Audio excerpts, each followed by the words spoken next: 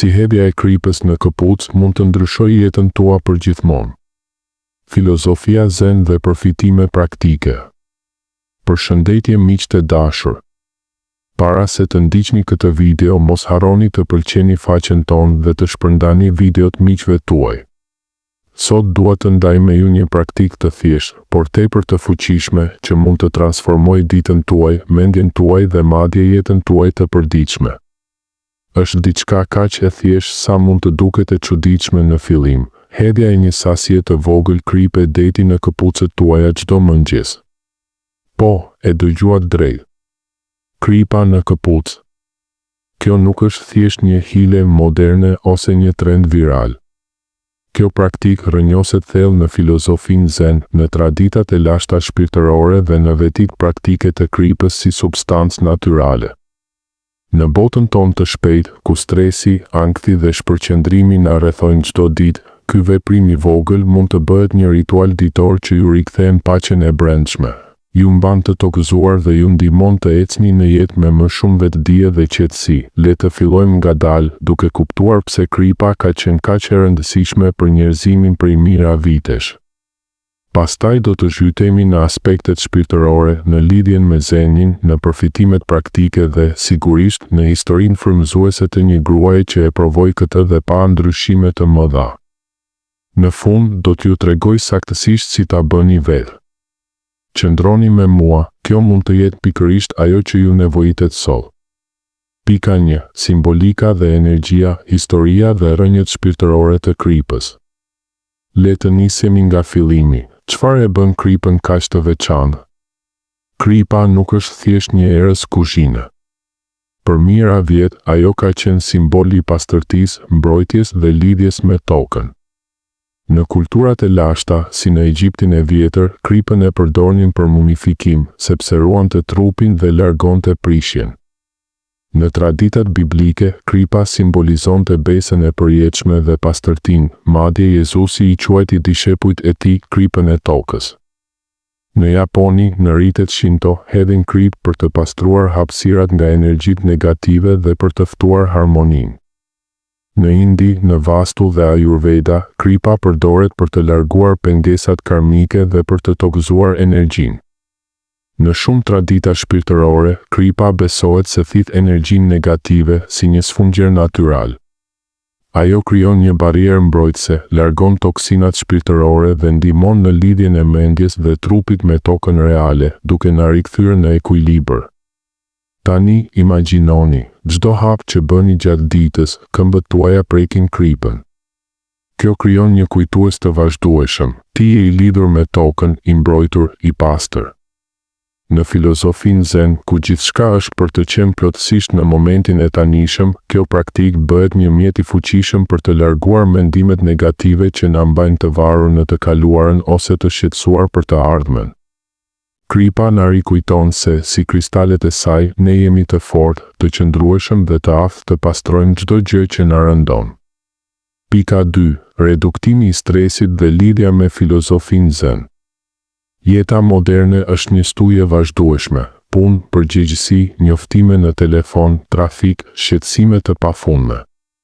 Shumë prej nesh ndjehen të lodhur, të shkëputur, sikur po vrapojmë pa pushim pa shkuar askund. Filozofia zen na mëson të gjejmë qetësinë pikërisht në mes të kësaj stuhie. Një nga praktikat kryesore zen është ecja meditative, ku çdo hap bëhet një meditim. Ecja e ngadaltë, me vetdije të plotë në ndjesinë e këmbëve që prekin tokën, na tokëzon dhe na çliron nga mendimet e tepërta. Tani, shtoni kripën në këtë ecje. Ndjesia delikate e kripës nën këmbë krijon një kopsh zen portativ. Çdo hap ju rikujton, qëndro këtu, tani. Mos u humb në shqetësime. Lëre të shkojnë mendimet negative, si era që shpërndan re.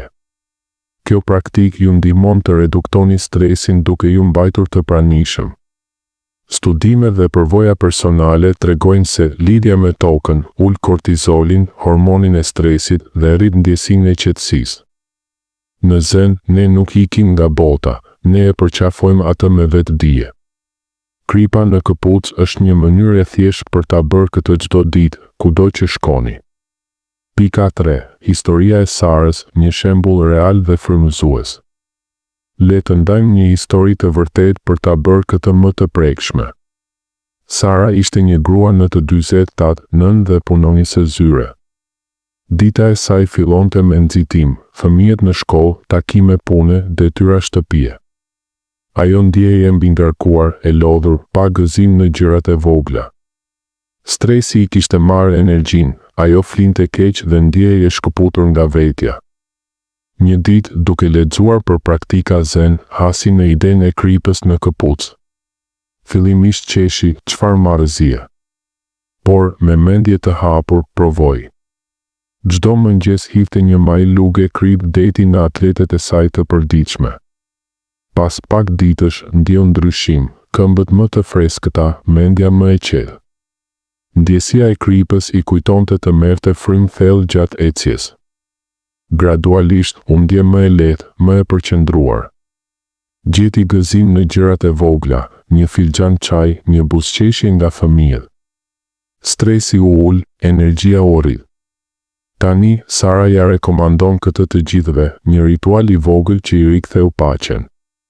Historia e Sarës na tregon, ndryshimet e mëdha fillojnë nga veprime të vogla. Pika 4. Përfitimet praktike, shëndeti fizik dhe mirëqenia. Përveç anës shpirtërore, kripa ka përfitime reale fizike.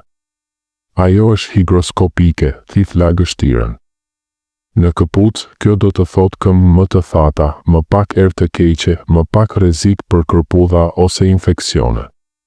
Kripa largon toksinat natyrale që grumbullohen në këmbë gjatë ditës, duke I mbajtur ato të freskëta dhe të shëndetshme. Kjo ndikon në gjendjen mendore, kur trupi ndihet mirë, mendja qetësohet. Shumë njerëz raportojnë më pak lodhje, më shumë energji dhe madje gjumë më të mirë. Preferoni krip deti të trash ose himalajan, më natyrale dhe të pasura me minerale. Pika 5. Si ta bëni, udhëzime të detajuara. Është e thjeshtë, zgjidhni këpucët që vishni më shpesh.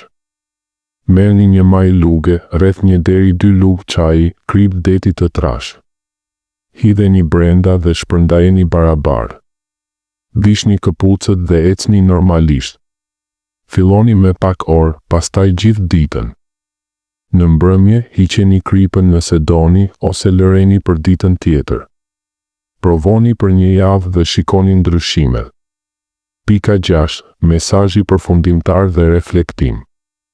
Miq, kripa në këpucë nuk është magji, është një ritual I thjeshtë për vetë kujdes. Në zen, na mësohet se paqja gjendet në veprimet e përditshme. Provoni këtë me mendje të hapur. Ecni me vetdije, ndjeni tokën nën këmbë dhe le të ndryshojë jeta juaj hap pas hapi. Faleminderit që qëndruat me mua. Nëse e provoni, shkruani në komente përvojën tuaj. Bekime dhe paqe.